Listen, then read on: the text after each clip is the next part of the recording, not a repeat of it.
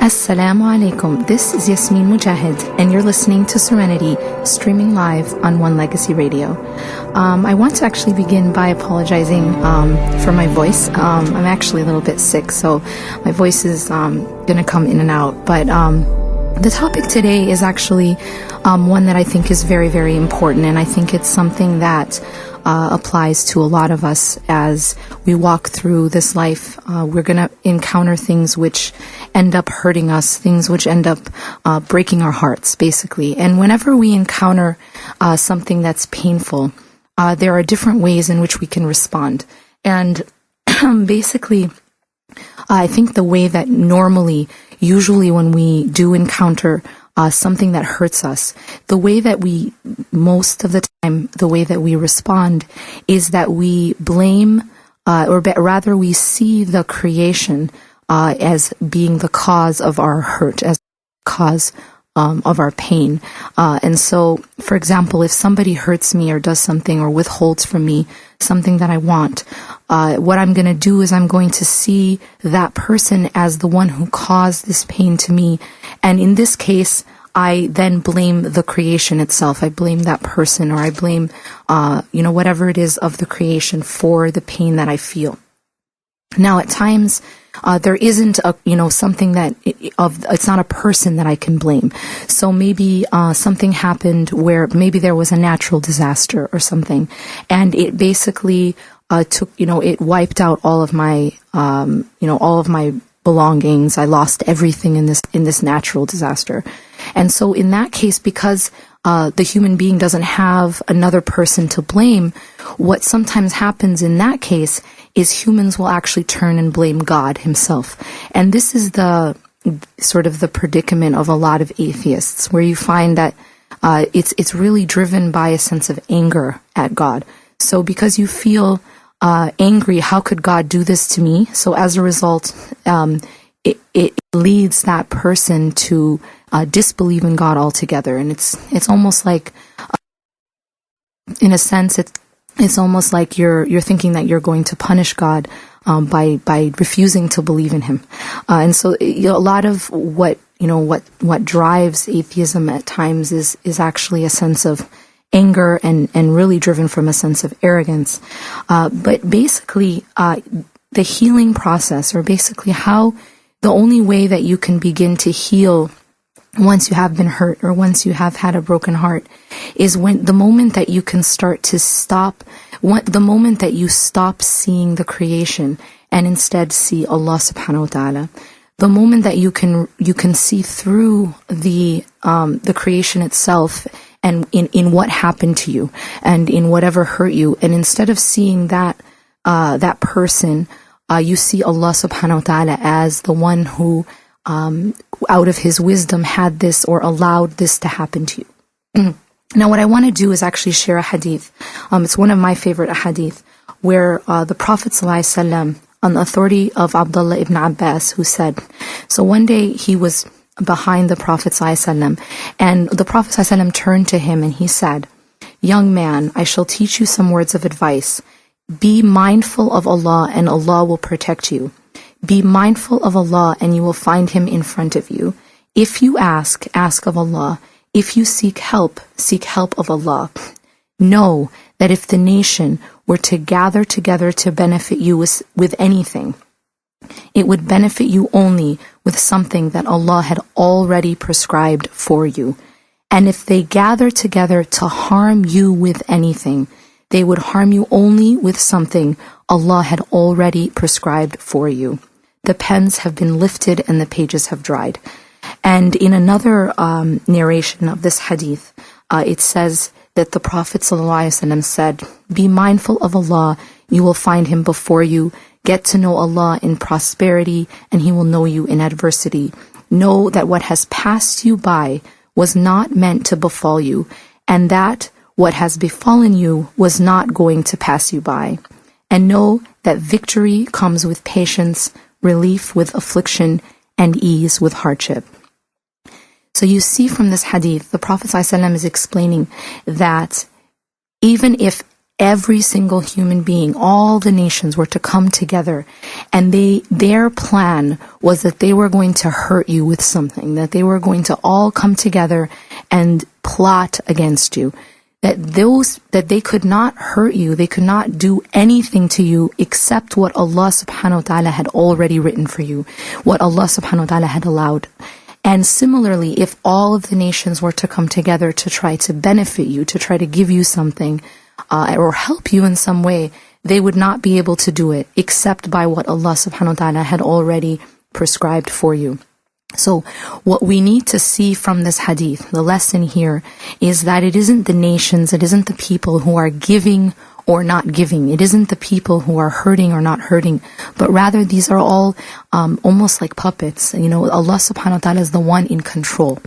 So the question then is, well, okay, some people might then turn their anger towards Allah, right? Okay, it's not the creation, so then I'm going to turn my anger towards Allah instead. But here's where that anger towards Allah would only come out of a lack of knowledge of what really was happening to you. And that's what I want to get into. In another hadith, the Prophet ﷺ said that he explains that for a believer, their matters are strange. And this is only the case for a believer. This is really deep, because the Prophet ﷺ said that there's this strange sort of circumstance, there's a strange state that a believer is in, where every single thing that happens to the believer is actually good for the believer. So imagine that no matter what happens to you, it's actually good for you. It's better for you. And so he gives the example. He says that if something comes to that believer that they like, that they want, they are grateful for it, and so it's good for them. And if something comes that they don't like, they are patient, they have sabr, and therefore it's good for them. So in the case of a believer, you see everything that Allah subhanahu wa ta'ala sends to you is actually good for you. Now, one of the examples I think that really illustrate this concept very well is something that we all can relate to. And that is, when you're little and you go to get a vaccine. So your parents, they take you to get these shots. And the way in which you respond to this vaccine can be very different depending on your understanding of the situation. So some people might go to the doctor, and when they get this vaccine shot, they get very angry. They might get angry at the doctor, because the doctor had caused them pain. And another person might actually get angry at the needle itself, right? And that idea of when something happens to us and it's painful, we can react in a number of ways. The one who gets angry at Allah subhanahu wa ta'ala when these things happen is like the one who gets angry at the doctor for giving them a vaccine. It's like the one who gets angry at the doctor because of the pain that the shot caused them. Or the one who gets angry at the creation because of this pain that they went through is like in the case of this vaccine, it's like turning to the needle and getting angry at the needle. So you're looking at the needle and you start cursing the needle because the needle caused you pain. You look at this, it sounds ludicrous, but first of all, the needle has no power, right?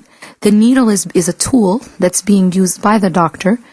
And the question is, it's a tool being used by the doctor. Is it for your good or is it for your harm? And the point is that this vaccine is for your good, even though it hurts. And that's the point. But once your understanding increases, and here's where you can look at kind of the different reactions. If you bring a 2-year-old and you put a 2-year-old in that doctor's office and that 2-year-old gets the vaccine, that child has no idea that this is good for them. And that child is going to be angry at the needle and at the doctor. Okay? And the reason why is because that child does not understand the reason for this pain. All the child sees is the pain. All the child sees is the needle. The child does not see the doctor. The child does not see the cure. The child only sees the pain and only sees the needle. And that's like the lowest level, right? Where we interact with when we do undergo heartbreak or pain, And all we see is the pain, and all we see is the creation, the person who hurt us. It's just like that child who's getting mad at the needle, because that event that happened to us, or that pain that happened to us, or whatever did cause that heartbreak or that pain, is actually something that Allah subhanahu wa ta'ala is in control of, and Allah sent it to us for a reason. And just like the hadith said, that nothing that has befallen you was meant to pass you by, and nothing that has passed you by was meant to befall you. And so here, when we look at the situation of the one who either, gets mad at the needle or gets mad at the doctor, basically the reason why this happens is because in both of these situations, the person fails to see the needle as a tool that's being used by the doctor. And it's not being used to hurt you, but it's actually being used to cure you and, in fact, make you even stronger. But it takes a certain level of understanding to see that situation as it really is. And if you think of, beyond the example of the 2-year-old, then you can think about maybe a child who's a little older, whose understanding is a little better. Say you take now a 10-year-old and you put them in that same situation, and that 10-year-old now has to get this vaccine. Well, that 10-year-old's reaction is going to be a little different than the 2-year-old. That 10-year-old kind of understands, okay, yeah, this is for my own good. But that 10-year-old's still a little angry at the doctor. Yeah? And this is kind of what we might call sabr. So we have 3 different levels of responses to hardship or pain. The first is the one of the 2-year-old. It's the response where you don't understand that this is good for you or can be good for you, depending on your response. That you don't understand that, and so you react with anger. You react with resentment, either towards the creation, towards the decree of Allah, or towards Allah Himself. And that's the one who has the least knowledge of the situation. And then you have the second response, which is the response that we are required to have at the very least. And that's the response of sabr. And this can kind of be likened to the reaction of the 10-year-old. The 10-year-old is going to get that shot, and inside, that 10-year-old might want to scream. Inside, that 10-year-old is pretty angry, but they know enough to sort of grind their teeth and say thank you to the doctor. Yeah? So this is sabr. That even when it hurts us, even when we don't fully see it as good for us, we still grind our teeth and we try to be patient. And at least that's the very least that a believer should have. And inshallah, the believer will be rewarded if they have at least that level of the reaction. And in that case, that is the one who the Prophet ﷺ describes when he says that any hardship or any pain or any sorrow, any suffering that a believer undergoes actually removes their sins like leaves falling from a tree. And that will be in this category, the one who has sabr, the one who's at least, even when it hurts inside, they're at least, and sometimes sabr is, sometimes again there's the pre-sabr, which is, tasabbur, and that means that you're striving to have sabr. And this is, more so the situation where it hurts inside, you don't understand, maybe, it's very difficult for you, but you're still striving to be patient with it. And that's still rewarded by Allah subhanahu wa ta'ala. And the reward of tasabbur, the reward of striving to have sabr, is actually sabr itself. That Allah subhanahu wa ta'ala will bless that person with sabr. And the Prophet ﷺ tells us this in the hadith, man tasabbara yusbirhu Allah, which means whoever strives to have patience or sabr, that Allah subhanahu wa ta'ala will bless them with actually being patient and having sabr. And that situation is again very, it's rewarded by Allah subhanahu wa ta'ala. And the reward of that is that you have your sins removed. But then there's a higher level, and I would liken that level to the reaction of an adult in this situation. When an adult walks in and has to get a vaccine, that adult actually thanks the doctor. And when that person thanks the doctor, it isn't a fake thank you. It is a real thank you from the heart, because that person sees fully the situation that this little prick, it's nothing compared to the benefit that I'm getting from this treatment. And that is the reaction of rida. That's the ultimate, and I mean, that's the highest level that we want to attain in terms of how we respond to pain. And that is that we are actually pleased with the decision of Allah subhanahu wa ta'ala. We're actually thanking Allah subhanahu wa ta'ala for curing us. And I'm going to take a short break right now. Inshallah, when we return, we'll continue on the topic of healing a broken heart.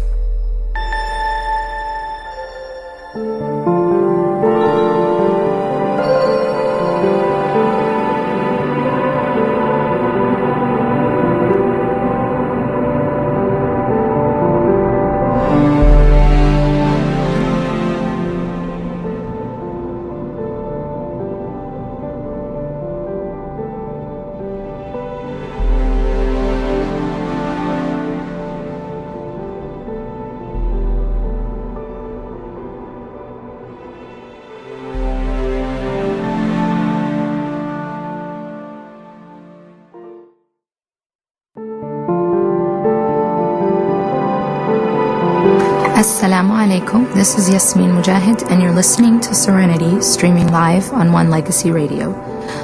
Before we continue on the topic of healing a broken heart, I actually want to encourage you guys to, inshallah, get involved at the chat box, in the chat box, and, feel free to share your experiences, to ask your questions.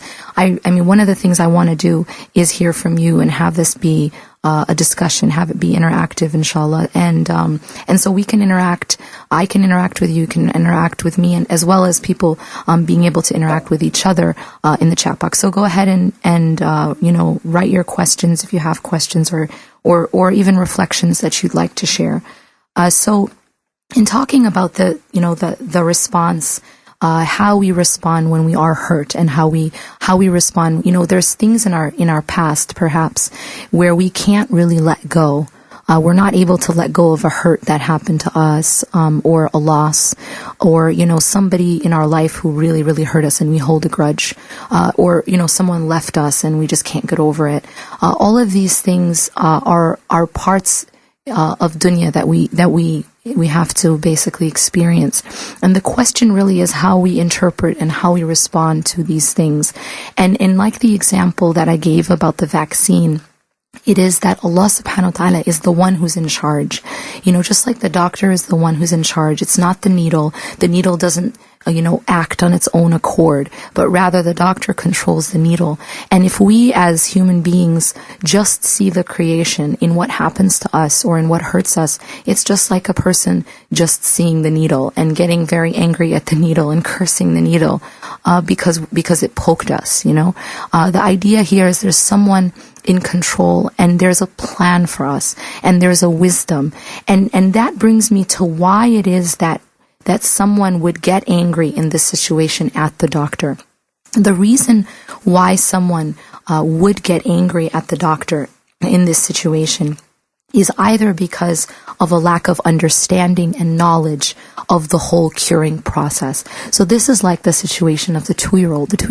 The reason the 2-year-old gets really, really mad and screams and cries, and we have adult versions of this, right, towards Allah subhanahu wa ta'ala, right? We throw our own tantrums, right, but they just come in different forms as adults. But the reason why this happens is because of a lack of understanding of the whole situation. The 2-year-old has no idea why this is happening. The 2-year-old has no idea that this poke, that this pain is actually curing that child. It's actually making that child's immune system stronger. The 2-year-old doesn't understand that. So it's a lack of knowledge. It's a lack of understanding of the situation and why it's happening, and of the whole curing process. The second reason why we might react with anger is because of a lack of trust in the doctor himself.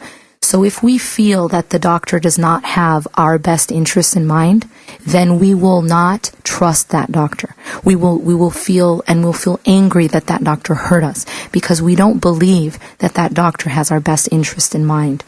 And when we think about Allah subhanahu wa ta'ala, if we really understand that Allah subhanahu wa ta'ala is more merciful to us than a mother is to her child, then we would never we would never distrust Allah. We would never think that Allah is trying to hurt us. Allah is never trying to hurt us. Allah subhanahu wa ta'ala wants what's best for us. I mean, if you think about a mother and an infant, I mean, you can't imagine that that mother would ever want or to hurt that infant. Or as the Prophet ﷺ explained in his hadith, would you think that a mother would throw her baby into the fire? And the same way that would be something you can't conceive, but rather much, much more, because Allah subhanahu wa ta'ala, He tells us, the Prophet ﷺ tells us that Allah's mercy is for His servant is greater than the mother's mercy for that baby. And so Allah subhanahu wa ta'ala doesn't want you to hurt. Allah doesn't give you these things in your life because He wants you to feel pain. Allah subhanahu wa ta'ala wants to cure you. Allah subhanahu wa ta'ala wants to heal you. And Allah subhanahu wa ta'ala wants to free you. And it's really, really important that as soon as you're able to see things in that way, then everything that comes to you will be good for you. Just like the Prophet ﷺ said, that this is the matter of a believer, and it is only the case for a believer. Because you're able to see that even if something hurts you, but Allah subhanahu wa ta'ala wants good for you. And if you know that, then you will be able to realize that yes, even though this hurts me, this is a cure. Even though this hurts me, it's good for me, and it's freeing me, and it's healing me. And the second reason why someone might distrust a doctor, so a doctor comes and causes you pain, okay, in the treatment. The second reason why you might distrust the doctor is if you don't have full trust in the doctor's ability or capability. So if you think a doctor is incompetent, then that's when you would react with anger towards what they're doing to you. And if you undergo pain, you're going to be angry. And the reason is that you don't trust that that doctor knows what he's doing. Now think about Allah subhanahu wa ta'ala. Do we trust that Allah knows what He's doing? Do we trust that not only does Allah have our best interests in mind, that He knows what He's doing? He is Al-Alim, He is the most knowing, and He is Al-Hakim, He is the most wise. He knows exactly what He's doing with us. It's not like you're going to a doctor and, this person didn't even finish med school. You're going to be pretty distrusting of this doctor. Yeah, but we're dealing with Allah subhanahu wa ta'ala. We have to know Him by His attributes, that He is the most knowing, He is the most merciful, and He is the most wise in His decisions. And so whatever this doctor is doing with you, you know it's good for you. And when you have that trust, guess what happens? What happens then is that the treatment itself can fulfill its purpose. Because when we don't allow, it's kind of like if you don't allow a surgeon to do the surgery, or the doctor gives you a prescription and you refuse to take the medicine, it's not going to cure you.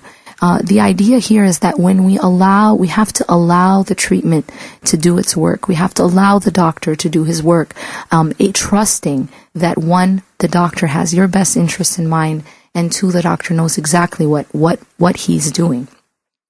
One of the quotes, which I really, really love, of Ibn al-Qayyim, I'm going to go ahead and read this quote and then inshallah hear from you guys in the chat box.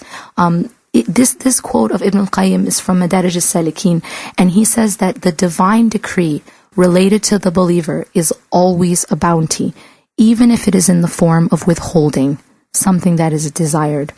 And it is a blessing, even if it appears to be a trial. And an affliction that has befallen him is in reality a cure, even though it appears to be a disease.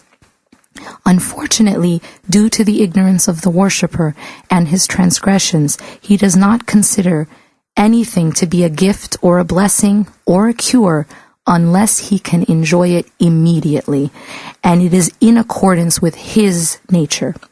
If he were only given a little bit of understanding, then he would have counted being withheld from as a blessing, and the sickness as a mercy, and he would relish the troubles that befalls him more than he relishes his ease, and he would enjoy poverty more than he enjoys richness, and he would be more thankful when he is blessed with a little than when he is blessed with a lot. Why is Ibn al-Qayyim saying this? Because this is like the one who he goes, he finds out that he has cancer. Okay. The doctor tells them tells the person that he has cancer. But then the doctor says, but I can undergo I can perform a surgery on you and I can remove the cancer. And after this surgery, you will be cured of your cancer. Well, what's going to happen is you're going to go to the doctor willingly and lovingly, and you're going to give up, you're going to trust that doctor. And something I want to note here, you don't need to understand, and in fact, you're not going to understand every part of that procedure, right? When you go to have a surgery, you don't say, no, first you have to explain it all to me. I have to understand everything that you're going to do in the surgery room. Otherwise, you can't do it.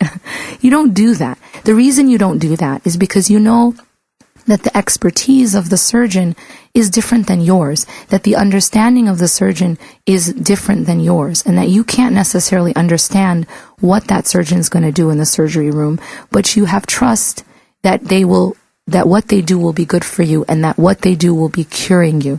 And so you go to that surgeon, you go and basically you're telling the surgeon, go ahead and take a knife to me. I mean, that's what you're telling the surgeon, that I trust you enough that I'm going to go under the knife and I just trust that you're going to cure me. Now imagine we do this with a human being, but we're not willing to do this with Allah subhanahu wa ta'ala. We're not willing to trust Him enough that when He gives us something, we know that He's curing us.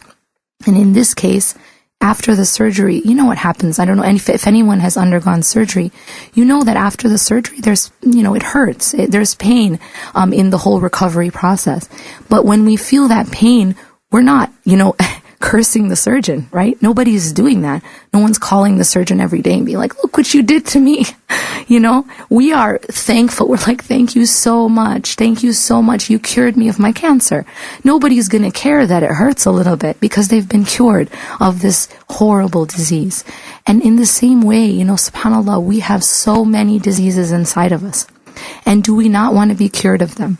These are the types of diseases that are worse than the physical diseases, because we can have, cancer in the body is something, the body is temporary. The body is something that's going to pass away anyways.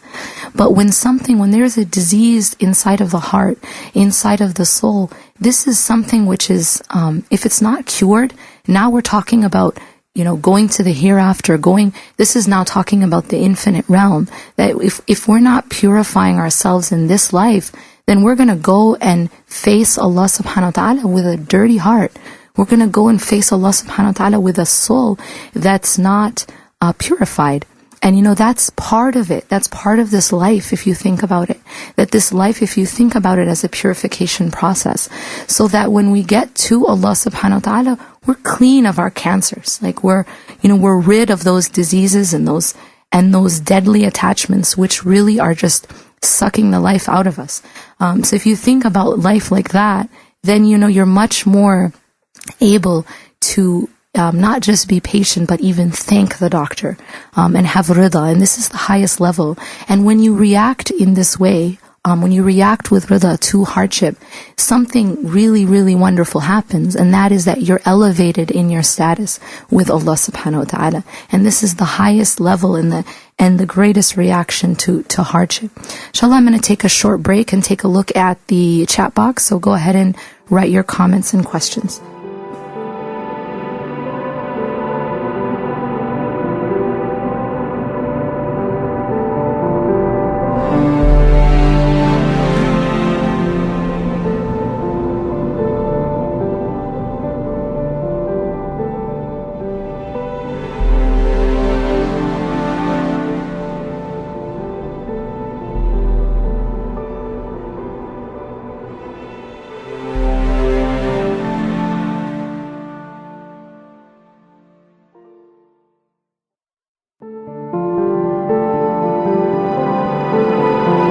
Assalamu alaikum. This is Yasmin Mogahed, and you're listening to Serenity, streaming live on One Legacy Radio. We're speaking today about the topic of how to heal a broken heart. How do we get past the things in our lives that hurt us, the people in our lives that that caused us pain, and letting go of grudges and forgiving. Basically, one of the point that we're making today is that our problem and why we hold on to things, why we can't let go, why we hold grudges and are angry with people is because when something happens to us, we see the creation instead of seeing Allah subhanahu wa ta'ala. It's like seeing the needle instead of seeing the doctor when you're given a vaccine. And in this example is that the way in which we see everything that happens to us, if we see everything that happens to us in the correct light as believers, then we will see that everything is actually good for us if we have the proper response. The Prophet ﷺ talks about this, that the response can either be patience or gratitude. And in both cases, it means that the matter is good for you, because your response is either patience or gratitude, depending on what it is. Now, some of the questions from the chat box, there's more than one question that talk about the issue of emotional pain. That, does it mean, for example, one of the questions is, it doesn't mean the fact that I have this emotional pain, does it mean that it's a punishment for me? And I think that anytime we look at what we experience in life and the question of whether something is a punishment or whether something is a blessing, really the answer has to do with our reaction to it. So if our reaction to that pain is like the 2-year-old, if our reaction to that pain is to get angry at the doctor, in this case Allah subhanahu wa ta'ala, and Allah is high above any analogy, if our response is to get angry at Allah subhanahu wa ta'ala and the decree of Allah subhanahu wa ta'ala, then it may very well be that this is a punishment for us. However, if our response is different, if our response to that emotional pain is that we actually get closer to Allah. Sometimes when things are difficult for us, when we feel pain, it drives us to make dua to Allah. It drives us to pray a little more. It drives us to become more humble to Allah subhanahu wa ta'ala and have more of a state which Allah subhanahu wa ta'ala talks about in the Quran, which is called tadarru'. Tadarru' is this state of intense humility and desperation and need for Allah subhanahu wa ta'ala. And this, if this hardship and this emotional pain drives us to that, then it actually is not a punishment for us, but rather a blessing, but rather a cure. As we gave in the example of, the surgery that's removing the cancer, or the vaccine which is making you stronger. Now, how does emotional pain, the question would be, how does emotional pain cure you? I mean, it seems kind of counterintuitive, right? How would emotional pain be a cure or remove a cancer from us? Well, here's the thing. A lot of us have these false attachments inside of us. A lot of us might love things and depend on things in a way that we should only love and depend on Allah subhanahu wa ta'ala. A lot of us have our hearts full of other than Allah subhanahu wa ta'ala. We are focused on other than Allah subhanahu wa ta'ala. And so what happens is, as an indication almost that there's a problem. You see, because pain, the thing about pain, and you think about this in the physical world, it's the same rule, that pain, whether physical or emotional, is a driver. It's a motivator to make a change. It's a motivator to act. It's a motivator to basically do something to alleviate the pain, right? Because we as human beings, naturally, we want to avoid pain. This is natural. And so if we feel physical pain, it's gonna motivate us to change something, to do something to alleviate the pain. In the same way that, your hand, if your hand touches the fire, that pain that you feel is going to make you remove your hand from the fire. And in the same way, emotional pain works in a very similar way. When you are continuously feeling emotional pain from something, it motivates you to change, to do something to change this situation.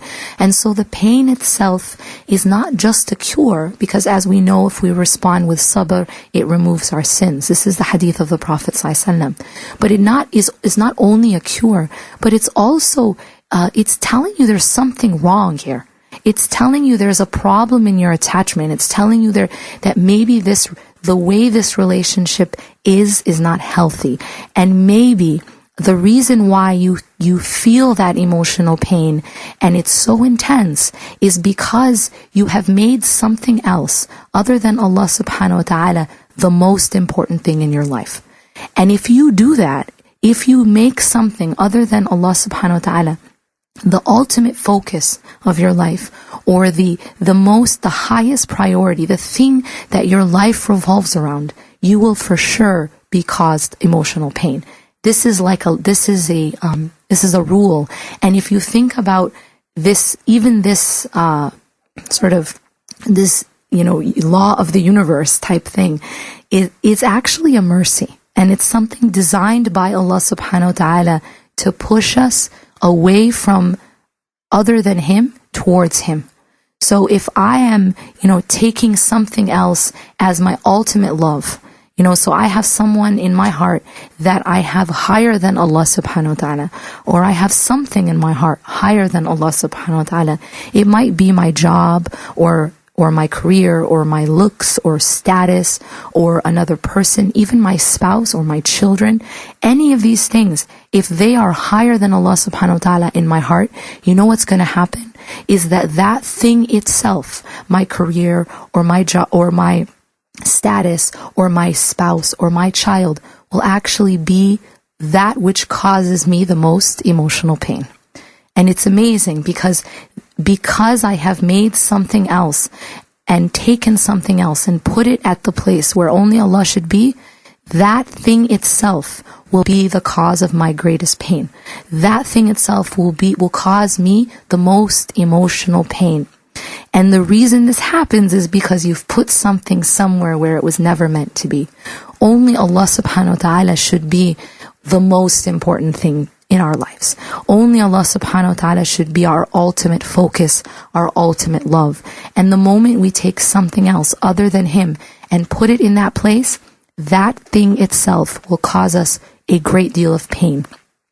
And in that pain, what happens? Well, think about a person who continuously hurts you again and again and again and again. What happens over time, naturally, no matter how attached you were to that person, you will start slowly to detach. You will start slowly to, it will weaken the attachment. And so by this means that Allah subhanahu wa ta'ala designs, that the dunya itself, the more that we get attached to it, the more that we get attached or love something greater than Allah subhanahu wa ta'ala, that thing will actually hurt us again and again and again. And in that is actually a mercy, because what it does is it makes us detach. It weakens our attachment to that thing, to the dunya, which was an unhealthy attachment. And this doesn't mean that it makes you not love that thing anymore, but it makes you reorient the way in which you are attached to it and put things back in their proper place, that Allah subhanahu wa ta'ala should be the ultimate focus and that everything else should have its proper place in your in what you love, but not the place where Allah subhanahu wa ta'ala should be. أقول قولي هذا واستغفر الله لي ولكم إنه غفور رحيم. سبحانك الله وبحمدك نشهد أن لا إله إلا أنت نستغفرك ونتوب إليك. والسلام عليكم ورحمة الله وبركاته.